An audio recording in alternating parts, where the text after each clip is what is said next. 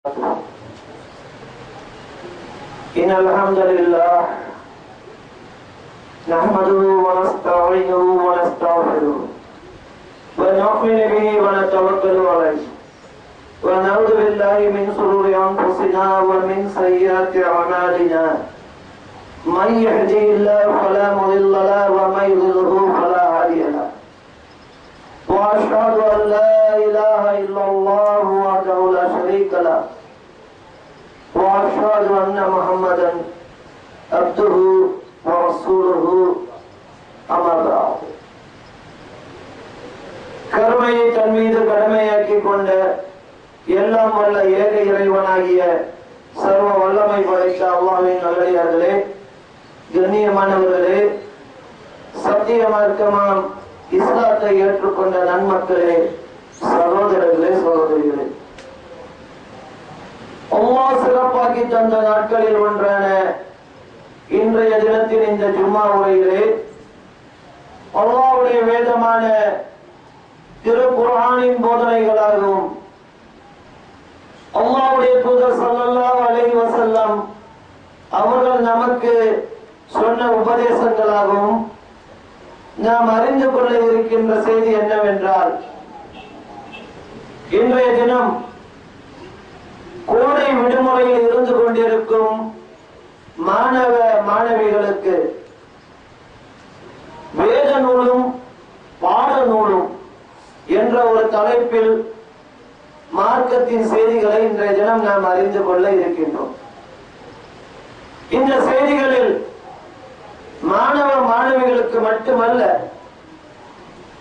அவர்களுடைய பெற்றோர்களுக்கும் அவர்களுடைய பாதுகாப்பாளர்களுக்கும் நமக்கும் இதில் படிப்பினைகளும் உபதேசங்களும் இருக்கின்றன. இன்றைய தினம் ஒரு வகுப்பை முடித்துவிட்டு அடுத்த வகுப்புகளுக்கு செல்லக்கூடிய ஒரு உற்சாகமான மனநிலையில், ஒரு சந்தோஷமான மனநிலையில் மாணவ மாணவிகள் கோடை விடுமுறை கழித்த வண்ணம் இருக்கிறீர்கள். அடுத்து உங்களுக்கு வகுப்பறைகள் ஆரம்பித்தவுடன், பள்ளிக்கூடங்கள் ஆரம்பித்தவுடன் புதியதாக பாடநூல்கள் உங்களுக்கு தரப்படும். அடுத்த ஒரு வருடங்களுக்கு அந்த பாடநூல்களுடன், பெரும்பாலான நேரங்கள் பாடநூல்களுடனும் நீங்கள் படிக்கக்கூடிய வகுப்பறைகளுடன் தான் உங்களுடைய பெரும்பாலான நாட்கள் இருந்து கொண்டிருக்கும். அடுத்த ஒரு வருடங்களுக்கு அந்த ஒரு வகுப்பை முடித்துவிட்டு அடுத்த வகுப்புகளுக்கு செல்ல தயாராக இருக்கக்கூடிய நீங்கள் இந்த வகுப்புகளுக்கு செல்வதற்கு முன் இந்த கோடை விடுமுறையில் உங்களுக்கான தேர்வு முடிவு வந்துவிட்டது. அந்த தேர்வு முடிவில் வெற்றி பெற்றிருக்கிறீர்கள். அடுத்த வகுப்புகளுக்கு செல்வதற்கு உங்களுக்கு தயாராக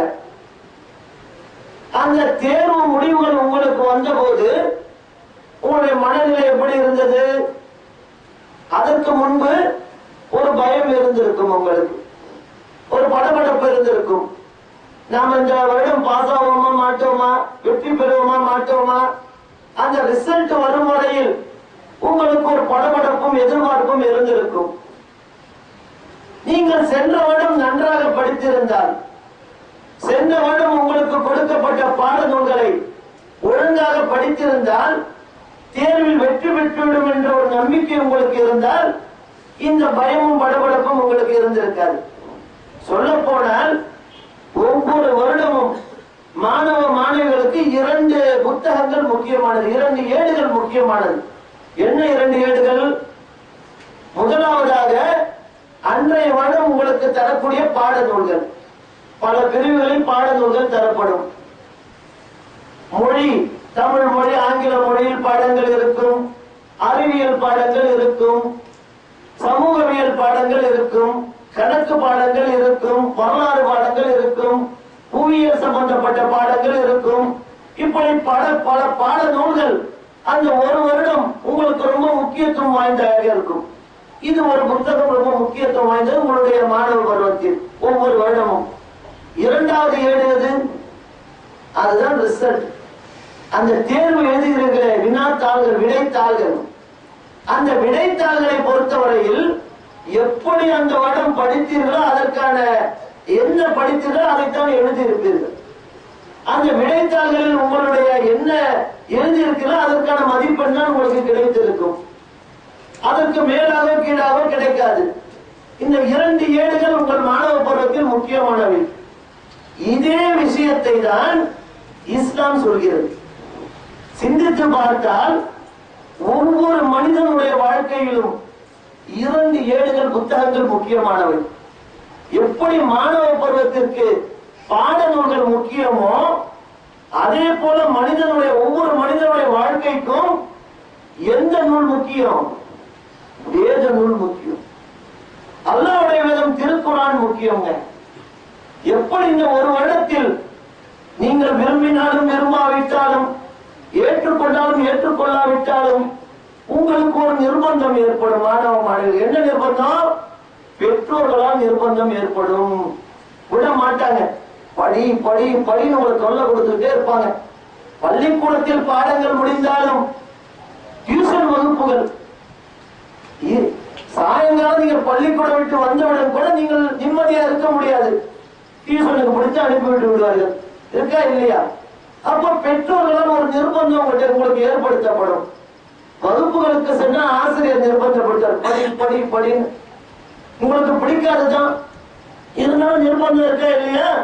இப்படி இந்த கல்வியை கற்பதற்கு ஒரு சமூக நிர்பந்தம் ஒவ்வொரு மாணவன் மீதும் ஏற்படுத்தப்படுகிறது.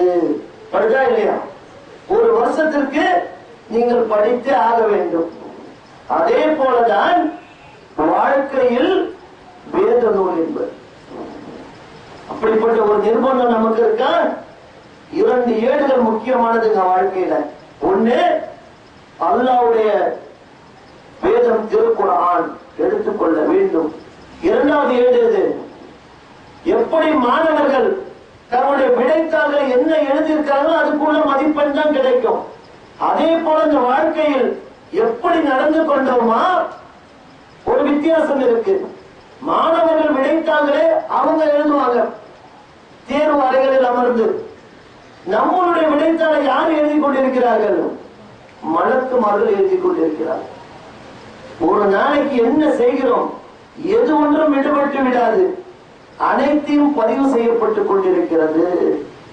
நாளைக்கு மறுமையில அல்லாஹ்விடத்திலே விசாரணைக்கு போய் நிற்கும் போது எந்த ஏடு எடுத்து விரிக்கப்படும்? இந்த ஏடு தான் எடுத்து விரிக்கப்படும். எது ஒன்றும் மறைந்து விடாது. மனிதனுடைய வாழ்க்கைக்கு எந்த 2 ஏடுகள் முக்கியம்?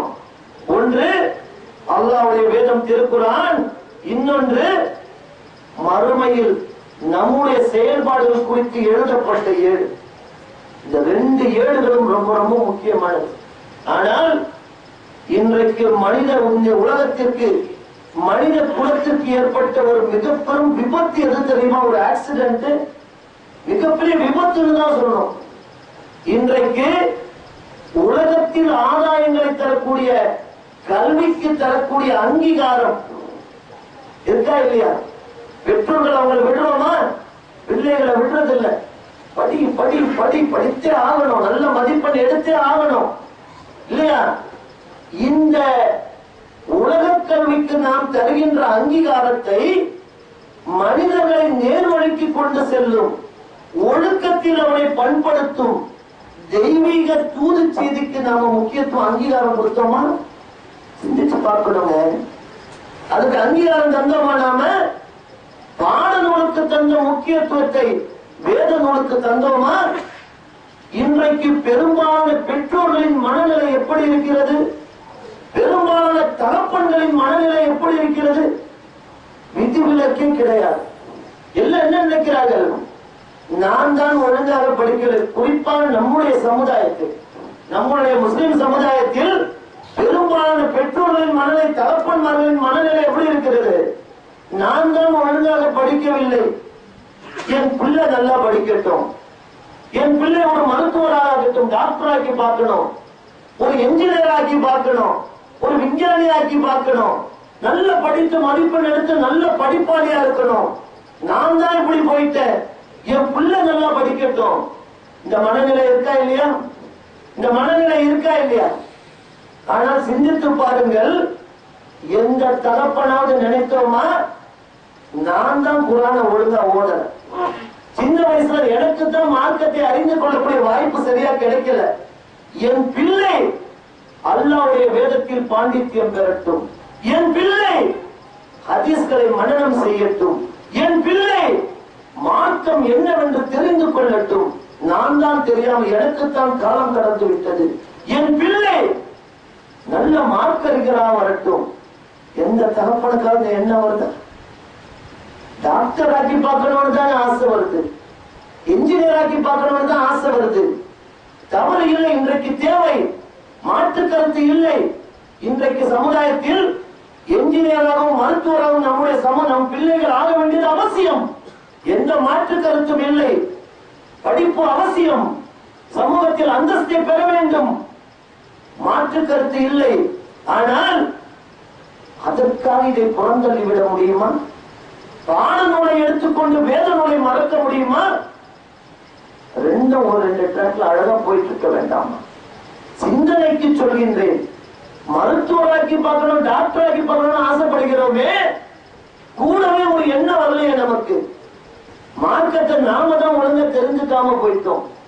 குர்ஆனை இன்றைக்கு கூட இத்தனை வயதாகிவிட்டது. பல பேருக்கு சொன்னால் வேதனை வெட்கங்க. பல பேருக்கு இன்னைக்கு குர்ஆன் ஓத தெரியாது, குர்ஆனை பிரித்து வைத்தால் அரபு மொழியில் ஓத தெரியாது. எந்த முயற்சியும் எடுக்கவில்லை. வயது ஆகிவிட்டது, 40, 45, 50 வயசாயிடுச்சு. உங்கள் மனசாட்சியை கேட்டு பாருங்கள். அல்லாஹ்வுடைய வேதம் அல்லவா? எத்தனை பேருக்கு எத்தனை சூறாக்கள் மனப்பாடமாக தெரியும்? எத்தனை சின்ன சூறாக்கள் மனப்பாடமாக தெரியும்? தொடர்ந்து தொழுகை நடத்துகிறோமே, தொழுகையில் ஓதுவதற்கு ஒரு 10-15 சூறா தெரிய வேண்டாமா? ஏதோ நாளை தெரிஞ்சு வச்சுட்டு திருப்பி அதை தான் ஓதிக்கொண்டிருக்கிறோம். ஏன் முயற்சி எடுக்கவில்லை? சரி, நாம தான் இப்படி போய்விட்டோம். என் பிள்ளை நல்ல வேதனுடைய அல்லாஹ்வுடைய குர்ஆனை நல்ல ஓதட்டும், நல்ல மார்க்க அறிஞரா வரட்டும், கூடவே மருத்துவராகவும் வரட்டும், தப்பு இல்லை. மார்க்கத்தையும் அறிந்து கொள்ளட்டும். இந்த மனநிலை நமக்கு இருக்குதா? ஏன் சற்று ஒரு விஷயத்தை சிந்திச்சு பார்க்கணும். அற்புதமான ஒரு விஷயத்தை நமக்கு படிப்பினையா சிந்திச்சு பார்க்கணும். என்ன விஷயம்? குர்ஆன் இறங்கப்பட்ட போது அல்லாஹ்வுடைய வேதம், மக்கத்து குறைஷி காஃபிர்களின் நிலை எப்படி இருந்துச்சு? அந்த குர்ஆனை அவர்கள் எப்படி எதிர்கொண்டார்கள்?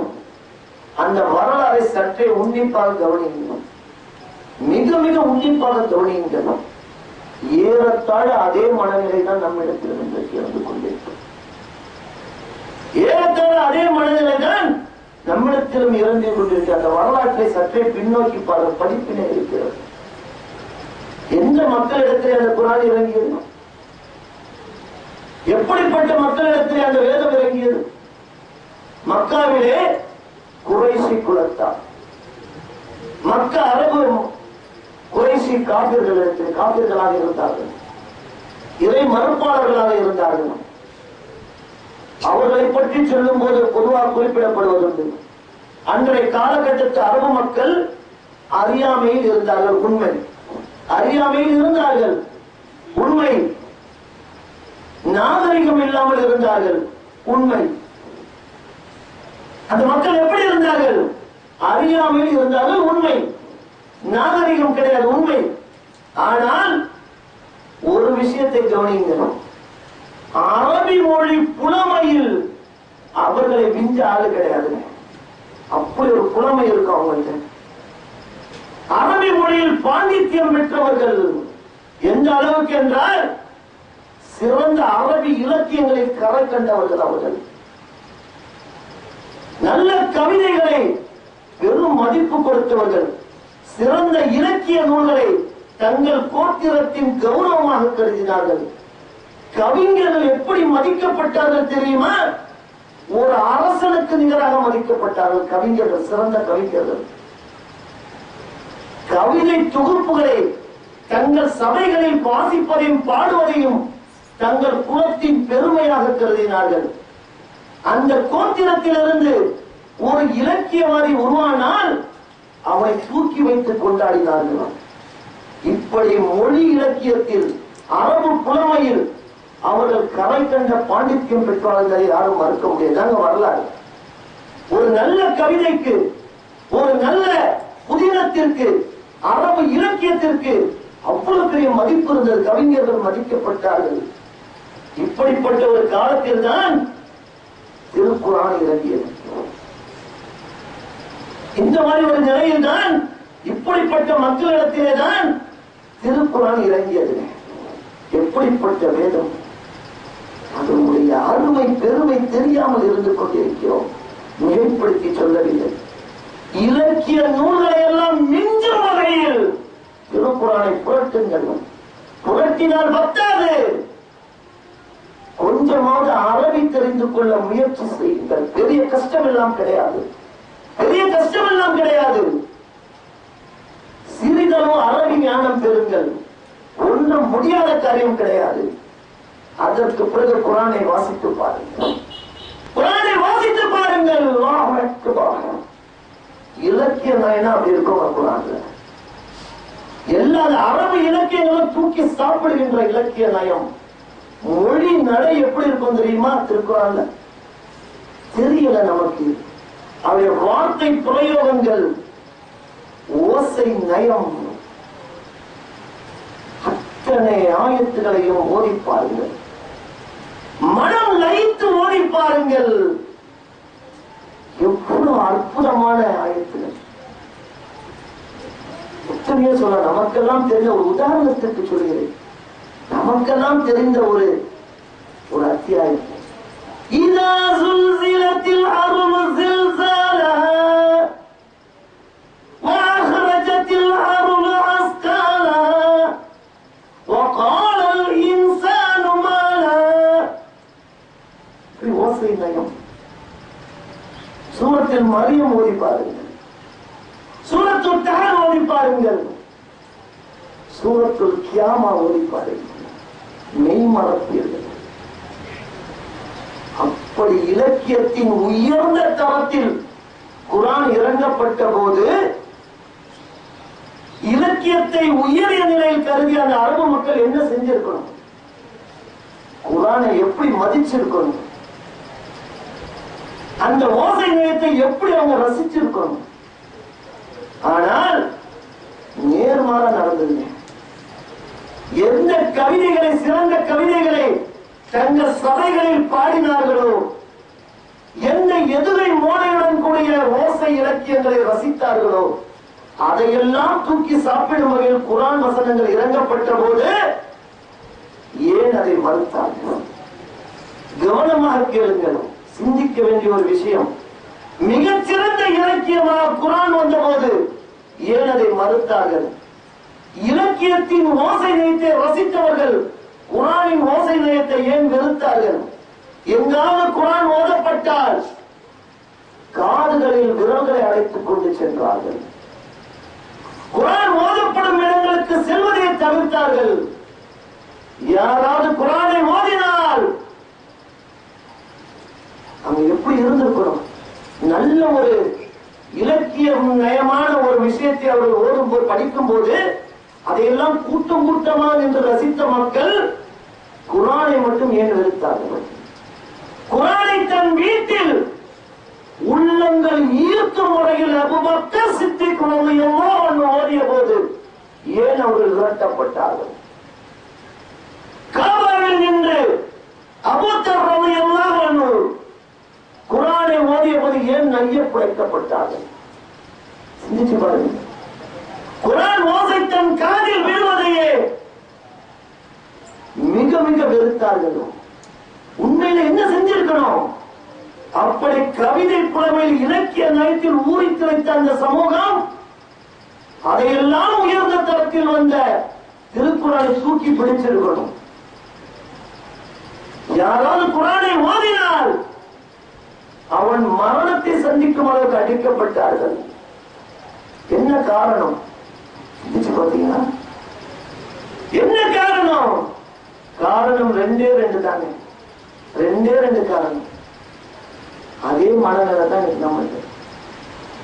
அவர்கள் குர்ஆனை உயர்ந்த இலக்கியமாக மட்டும் அதை பார்த்திருந்தால், குர்ஆனை அதன் ஓசைகளை ஒரு உயர்ந்த இலக்கிய தரம் என்று மட்டும் அது இருந்திருந்தால் அதை அங்கீகரித்திருப்பார்கள்.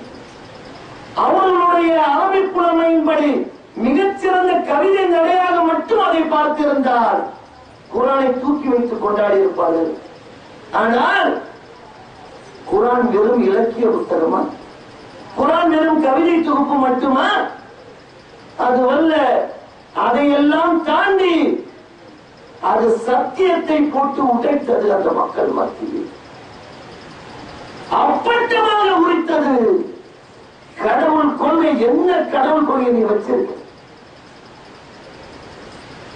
பல தெய்வங்களை வணங்குவது உன் கடவுள் கொள்கையா? ஒரே இறைவனை வணங்குவதா? இந்த கருத்தை குர்ஆன் சொன்னவுடன் தான் இலக்கியத்தை மறந்தார்கள், அதன் கவிதை நடையை மறந்தார்கள். எந்த அளவுக்கு என்றால், அவர்கள் முன்னோர்கள் காட்டி தந்த எந்த வழியோ அந்த வழியில் இருந்த போது, உன் முன்னோர்கள் மூடர்களாக இருந்தால் நீ மூடனாக இருப்பாயா என்று கேட்டது குர்ஆன். உன் முன்னோர்கள் ஒரு வழிபாட்டு முறையை காட்டி தந்திருந்தால், இதோ சத்தியம் வந்துவிட்டது, இன்னும் அதை பிடித்து தொங்கிக் கொண்டிருப்பாயா? போட்டு உடைத்தது குர்ஆன். பெண் மக்களை உயிருடன் போட்டு புதைத்த போது குர்ஆன் சாட்டை அடி கொடுத்தது. வணக்க வழிபாடுகளை இணை வைப்பின் பக்கம் செய்த போது தெளிவாக எச்சரித்தது குர்ஆன். இணை வைப்பை அல்லாஹ் மன்னிக்க மாட்டான், உனக்கு நிரந்தர நரகம். வெறும் அது இலக்கியமாக இருந்திருந்தால், வெறும் கவிதை நடையாக மட்டும் இருந்திருந்தால் அந்த மக்கள் குர்ஆனை தூக்கி பிடித்திருப்பார்கள். அதையெல்லாம் தாண்டி அவர்களுடைய மூட நம்பிக்கைகளை போட்டு உடைத்தது குர்ஆன். இந்த ஒரு காரணம்தான் அவர்கள் குர்ஆனை மறுக்க காரணம். இரண்டாவது காரணம் என்ன தெரியுமா? சிந்தித்து பாருங்க. இந்த குர்ஆனை மட்டும், உயர்ந்த இலக்கிய தளத்தில் இருந்த குர்ஆனை மட்டும் அல்லாஹ்வுடைய தூதர் ஸல்லல்லாஹு அலைஹி வஸல்லம் இப்படி சொல்லி இருந்தார், அந்த குர்ஆனை இயற்றியது, அதன் வார்த்தைகளுக்கு சொந்தக்காரன் நான் தான் என்று ஒரு உதாரணத்திற்கு சொல்கிறேன். அந்த குர்ஆனின் ஓசை நயத்திற்கு, இலக்கிய நிலைக்கு, வார்த்தைகளுக்கு சொந்தக்காரன் நான் தான் என்று நபிகள் நாயகம் ஸல்லல்லாஹு அலைஹி வஸல்லம் சொந்தம் கொண்டாடி இருந்தால் என்ன செஞ்சிருப்பாங்க தெரியுமா? அந்த மக்கள் தங்கள் கோத்திரத்தில் இருந்து ஒரு சிறந்த இலக்கியவாதி வந்துவிட்டார், சிறந்த கவிதைகளை சொல்லக்கூடிய ஒரு மனிதர் எங்கள் குலத்திற்கு கிடைத்து விட்டார் என்று வெகுமதிகளாலும் பாராட்டுகளாலும் புகழ்ச்சிகளாலும் அண்ணலாரை திக்குமுக்கால செய்திருப்பார்கள். ஆனால் முஹம்மது ரசூலுல்லாஹ், முஹம்மது அல்லாஹ்வுடைய தூதராக இருந்தார்கள். தெளிவாக சொன்னார்கள், இந்த வார்த்தைகளுக்கு சொந்தக்காரன் நான் இல்லை. சிந்தித்து பாருங்கள். இந்த கருத்துகளுக்கு சொந்தக்காரன் நான் இல்லை. இல்ல பலாகம் மினல்லாஹி வ ரிசாலாத்திஹி, அல்லாஹ்விடமிருந்து வருவதை எடுத்து சொல்வதும் அவனது தூதுத்துவத்தையும் தவிர எனக்கு வேறு இல்லை. தெளிவா சொன்னாங்க. இந்த வார்த்தைகளுக்கு சொந்தக்காரன் நான் கிடையாது. குர்ஆனும் அதை மிக தீவிரமாக ஒப்புக்கொண்டது. மிக மிக தீவிரமாக. குர்ஆன் என்பது எந்த ஒரு மனிதரின் வார்த்தைகள் அல்ல. யாருடைய வார்த்தை? யாருடைய வார்த்தை? படைத்த இறைவனின் வார்த்தை. ஒரு எழுத்தும் ஒரு வார்த்தையும் கூட குறைத்துவிட முடியாது. குறைத்திருந்தால் என்ன நடக்கும்? தன்சீலும் மின் ரப்பில் ஆலமீன், அகிலத்தின் இறைவனிடம் வந்து இது இறக்கி அருளப்பட்டதாகும். தெளிவாக பிரகடனப்படுத்துகிறது, எச்சரிக்கை செய்கிறது. வலவு தக்கவ்வர அலைனா பஅலல் அகாபீலி, அன்றியும் நபியே, நமது இந்த சொற்களில் சிலவற்றை கூட குறைய இட்டு கட்டி நீர் கூறியிருப்பீரானால், இந்த சொற்களில் கொஞ்சம் கூட குறைய இட்டு கட்டி நீர் சொல்லி இருப்பீரானால் அவருடைய வலக்கையை நாம் பற்றி பிடித்து அவருடைய நாடி நரம்பை தரித்து விடுவோம். கடுமையான எச்சரிக்கை. இதை ரசூலுல்லாஹி ஸல்லல்லாஹு அலைஹி வஸல்லம் தெளிவாக எடுத்துரைத்தார். ஒவ்வொரு எழுத்தும் வார்த்தைக்கும் சொந்தக்காரன் நான் இல்லை, அகிலத்தின் இறைவனிடமிருந்து இது வருவது, எடுத்து சொல்வதுதான் எனது கடமை. இதுதான் முக்கியமான காரணம் அவர்கள் குர்ஆனை மறுப்பதற்கு. இது ஒரு கவிஞனின் சொல் இல்லை, குர்ஆன் கவிதை தொகுப்பு அல்ல, கவிதைகளின் அளவுகோல் அதையும் மிஞ்சிய நிலை அதில் இருந்தாலும் குர்ஆன் ஒரு கவிதை தொகுப்பு அல்ல. இது ஒரு கவிஞரின் சொல் இல்லை. எனினும் நீங்கள் மிக சொற்பமாகவே நம்பிக்கை கொள்கிறீர்கள். அது ஒரு இலக்கிய நூல் மட்டுமல்ல. அற்புதமான ஒரு செய்தியை முக்கியா குறைசிகளின் மிகச்சிறந்த பிரமுகர், கவிதைகளில் கரை கண்டவர், மிகப்பெரிய கவிஞர். கேள்விப்பட்டிருப்பீர்கள். வலீத் இப்னு முகீரா என்பவர் மிகப்பெரிய கவிஞர்.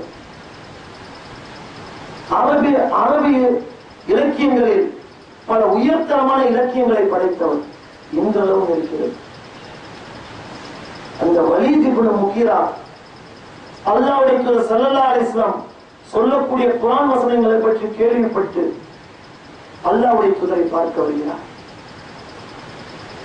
பார்க்க செல்வதற்கு முன் அபூ ஜஹல் சந்திக்கிறான் முகீராவை.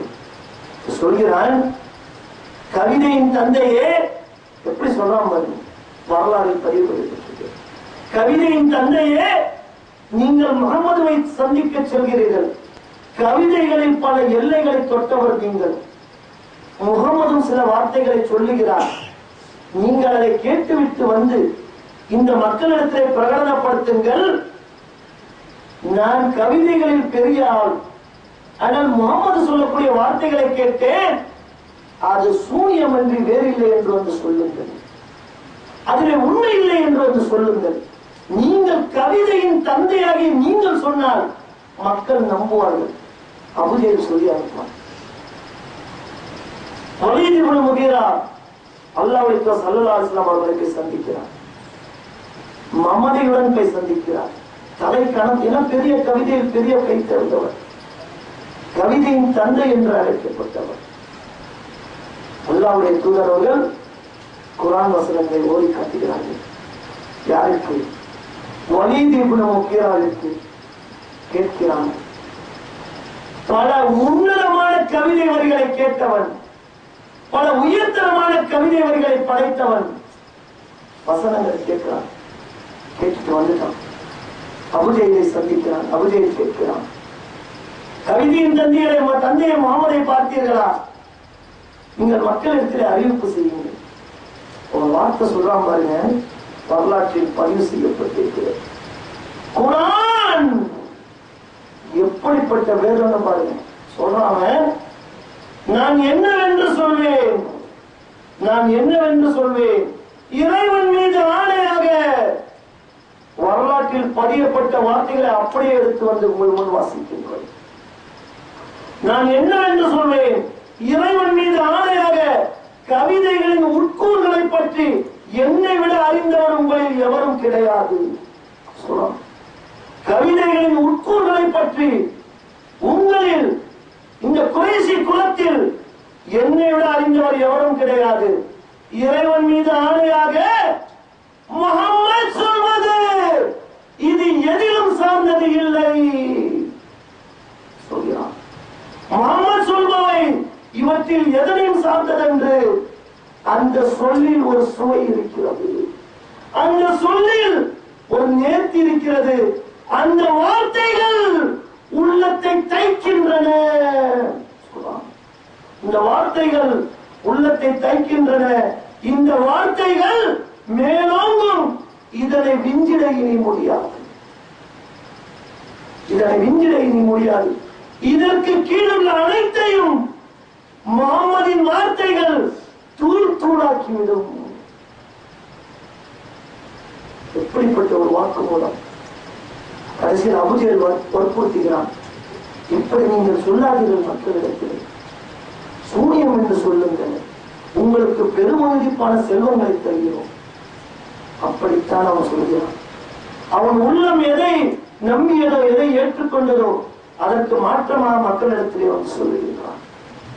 இவனுடைய இந்த தன்மையை அல்லாஹ் தன்னுடைய திருமறையிலே சூரத்துல் முத்தஸ்ஸிர் 74வது அத்தியாயம் 10வது வசனத்தில் அழகா அல்லாஹ் பதிவு செய்கிறான்.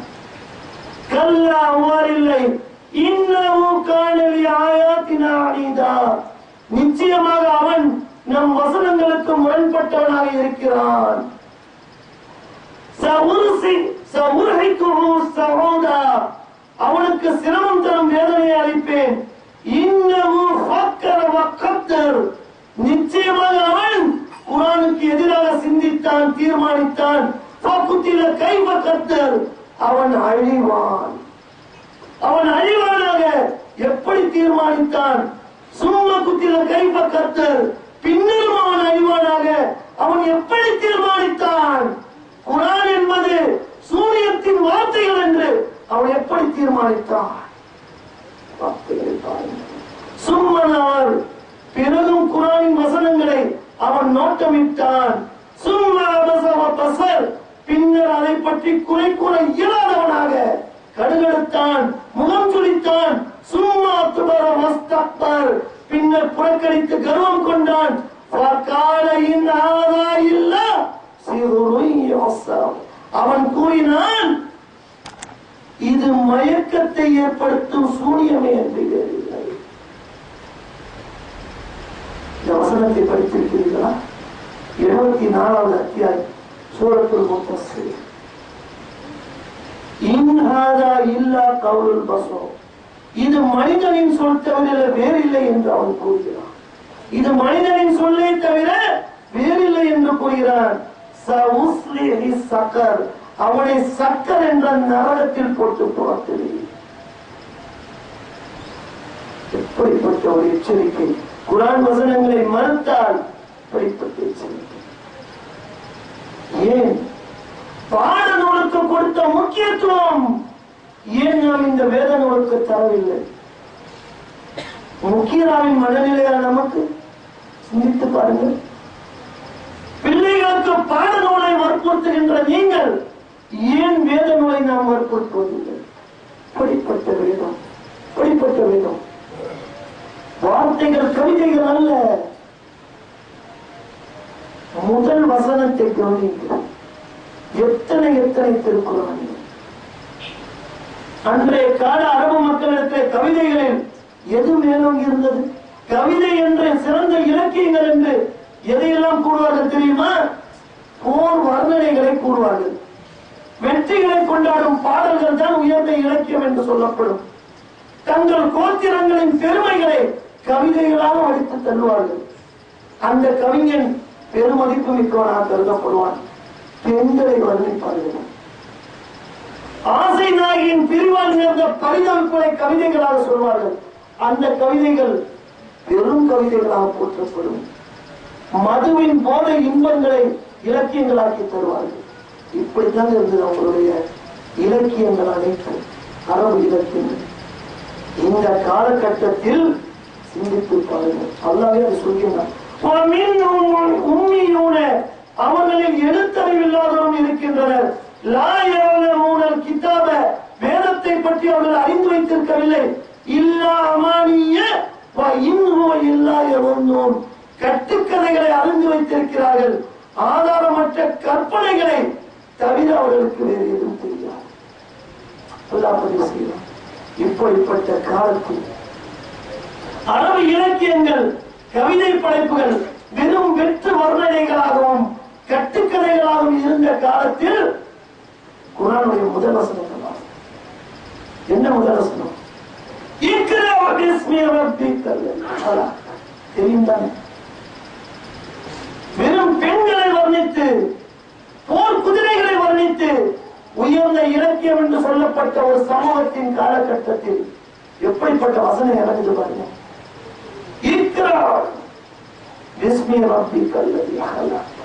படைத்த உங்களை இறைவனின் பெயரால் ஓதுவீராக. அடுத்து பாருங்க, எதை ஓதணும், எதை சொல்லணும்? பெண்களை பற்றிய வர்ணனையா, மதுவின் போதையை பற்றியா, வீணான ஒரு கட்டுக்கதையா, ஆதாரம் இல்லாத புராண சம்பவங்களையா? எதை அல்லாஹ் தரப்பிலிருந்து தர வேண்டும்? எதை தரணும் அதை அல்லாஹ் தந்தான். خلقல் இன்சான மின் அலக். அவன் மனிதனை கருவுற்ற சினை முட்டையில் இருந்து படைத்தான். ஒவ்வொரு மனிதனும் தான் யார் என்பதை சொல்லக்கூடிய முதல் வசனம். நீ யார்? ரத்த கட்டிதான். அந்த காலகட்டத்தில் எப்படி ஒரு வசனம் இறங்குது?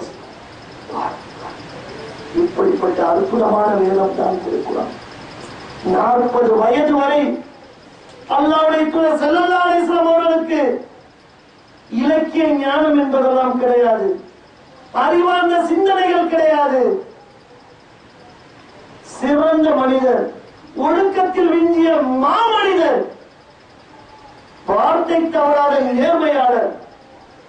அப்படிப்பட்ட மாமனிதருக்கு கவிதை ஞானம் எல்லாம் கிடையாது, அறிவார்ந்த சிந்தனைகள் கிடையாது. அறியாமை காலம். அந்த அறியாமை கால சிந்தனைகளில் அறியாமைகளின் பாதிப்புகளுக்கு உட்படாமல் எப்படி குர்ஆன் இந்த செய்திகளை எல்லாம் சொன்னது?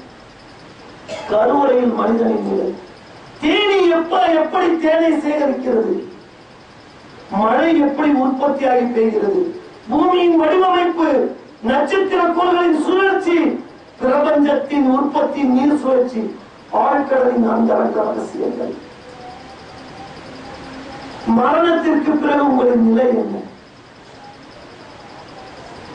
உண்மையான உங்கள் இறைவன் யார், அனைத்தையும் சொன்னது திருமணத்திற்கும். இப்படிப்பட்ட வேதத்தை தான் பாட நூலை தூக்கி பிடிக்கிறதா, அல்லாஹ்வுடைய வேத நூலை தூக்கி பிடிக்கிறது. நான் தான் ஓதவில்லை, மார்க்கத்தை எனக்குத்தான் அந்த வாய்ப்பு கிடைக்கவில்லை சின்ன வயதில். இன்றைக்கு சூழ்நிலை அற்புதமாக இருக்கிறது. மார்க்கத்தை செய்யும் என் பிள்ளை குர்ஆனை திருத்தமாக ஓதட்டும். எப்படி அப்துல்லா பின் மசூத் ரலியல்லாஹு அவர்களை ஓத வைத்து அல்லாஹ்வுடைய தூதர் ரசித்து கேட்டார்களோ திருக்குர்ஆனை, அதே போல் என் பிள்ளை ஓதட்டும். நான் கேட்கிறேன், எத்தனை தகப்பன் இந்த சிந்தனை வந்துச்சு. என் பெண் பிள்ளைகளை ஓதட்டும். பெண்களுக்கு அழகான குரலை எல்லாம் தந்திருக்கிறார். என் மகள் ஓதட்டும் திருக்குர்ஆனை. நான் கேட்கிறேன், எத்தனை தகப்பன் இந்த சிந்தனை வந்தது, எத்தனை தாய்க்கு இந்த சிந்தனை வந்தது? சிந்தித்து பார்க்க வேண்டும்.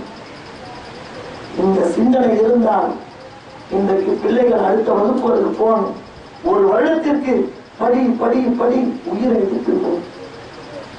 குர்ஆனை படி, ஹதீஸை படி, அதுவும் முக்கியம். எத்தனை பேர் சிந்தனை? பாட நூலும் தேவைதான், அதை விட அவசியமானது வேத நூல், அல்லாஹ்வுடைய நூல், அல்லாஹ்வுடைய வார்த்தைகள். சிந்திக்க வேண்டும்.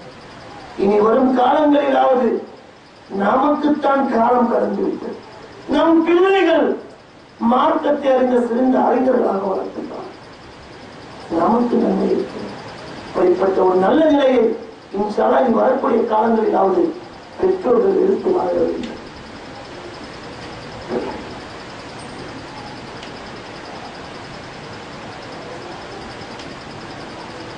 அல்ஹம்துலில்லாஹ் வஸ்ஸலாத்து வஸ்ஸலாமு அலா ரசூலினா முஹம்மதின் வ அலா ஆலிஹி வ ஸஹ்பிஹி அம்மா பஅத். மாணவர்களுக்கு நான் சொல்வது, சின்ன பிள்ளைகளும் இருக்கிறீர்கள், கொஞ்சம் பெரிய படிப்புக்கு செல்லக்கூடிய பிள்ளைகளும் இருக்கிறீர்கள். சிந்தித்து பார்ப்போம். என்ன படிக்கிறீங்க? உங்களுடைய பள்ளிக்கூடத்தில் எல்லாம் படிப்பீர்கள். மொழி இலக்கணம் படிப்பீர்கள், இலக்கியம் படிப்பீர்கள், வரலாறுகளை படிப்பீர்கள், புவியியலை படிப்பீர்கள், விஞ்ஞானம், பொருளாதாரம், இப்படி எல்லாவற்றையும் கணக்கு பாடங்கள் படிப்பீர்கள். எல்லாவற்றிற்கும் ஒரு பாடப்பிரிவுகள் இருக்கும், ஒரு புத்தகங்கள் இருக்கும். நான் சொல்கிறேன், ஒரே ஒரு முறை அல்லாஹ்வுடைய வேதத்தை எழுந்து சற்றே புரட்டுங்கள். ஆழ்ந்த ஞானத்தில் தனிமையில வருது. இவை அத்தனை தலைப்புகளும் ஒரே குரானில் நீங்கள் காண்பீர்கள். வரலாறுகள் இருக்கணும், பிரபஞ்சத்தின் எப்படி உருவானது இருக்கணும், ஆழ்கடலின் ரகசியம், பொருளாதாரம் அதில் இருக்கும். அனைத்தும் அல்லாஹ்வுடைய வேதத்தில் ஒரே பெரிய ஆச்சரியத்தில் அனைத்தும் இருக்கும். அதே போல குரான் என்பது வெறும் ஒரு இதிகாச புராண நூல் அல்ல.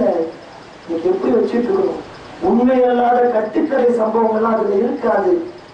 குரானில் இடம்பெற்ற மனிதர்கள், இடங்கள், சம்பவங்கள் எதை வேண்டுமானாலும் எடுத்து பாருங்கள். ஆதாரம் இல்லாமல் எதுவுமே இருக்காது, கற்பனை இருக்காது, கட்டுக்கதை இருக்காது. அனைத்தையும் வாசித்து பாருங்கள், அனைத்து சம்பவங்களுக்கும் ஆதாரம் இருக்கும். இதோ ஃபிரௌனுடைய உடல், இதோ ஆதாரம். நூஹ் அலைஹிஸ்ஸலாமுடைய கப்பல் இதோ இருக்கிறது, இதோ இருக்கிறது. நபிமார்கள் வாழ்ந்த இடங்கள் இன்றைக்கும் இருக்கிறது. ஆது சமுதாயத்தார் வாழ்ந்த இடங்கள், அழிக்கப்பட்ட ஊர்கள் இன்றைக்கும் இருக்கிறது. எதுவும் கட்டுக்கதை அல்ல, எதுவும் இட்டு கட்டப்பட்டதல்ல. எல்லாவற்றுக்கும் மேலாக அல்லாஹ்வுடைய தூதர் ஸல்லல்லாஹு அலைஹி வஸல்லம் இரத்தமும் சதையுமாக இந்த உலகத்தில் வாழ்ந்தார்கள் என்பதற்கு வரலாற்று சான்றுகள் இன்றைக்கும் இருக்கின்றன. பொய்யல்ல. 40 வயது வரை எந்த அறிவார்ந்த ஞானமும் இல்லாத ஒரு சாதாரண மனிதர் எப்படி உணரக்கூடிய மகத்தான குரானை கொடுக்க முடியும்?